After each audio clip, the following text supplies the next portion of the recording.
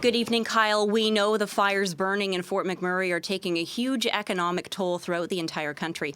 In fact, I'm here with Business Editor Richard Dettman for Rogers Radio.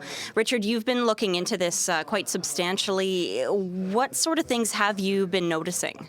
Well, obviously, Andrea, the human toll is the biggest and the most important, but there are many other considerations. And right now, at this relatively early stage, the big issue is with oil. The price of oil has been rising. Now, that's due to several factors around the world. One of those factors is the wildfires in northern Alberta. It's causing producers such as Suncor, Syncrude, Husky Energy, Shell to reduce their output and in some cases curtail it completely to the extent of, about 800,000 barrels to 1 million barrels of production per day. You reduce that production, it's not going into the pipelines, and that means the price goes up because you're short of supply.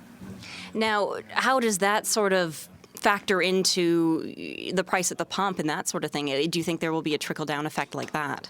Ultimately, changes in the price of crude do affect the price at the pump. However, there are other factors that do affect the price at the pump. For instance, if there's a fire at a refinery in California or anywhere else, that's going to immediately affect the price of gasoline in that area. It takes longer for price changes at the crude oil level to get to the pump.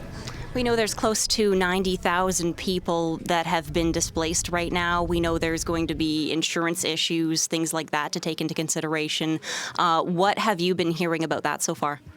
Not a lot. The CEO of one of the largest insurers, Intact Financial, was just saying recently that there will be an impact, but it's very difficult to gauge right now. But think back, for instance, to the Calgary floods and the billions and billions of dollars of claims that came after that. You're going to see something like this out of the Fort McMurray fire.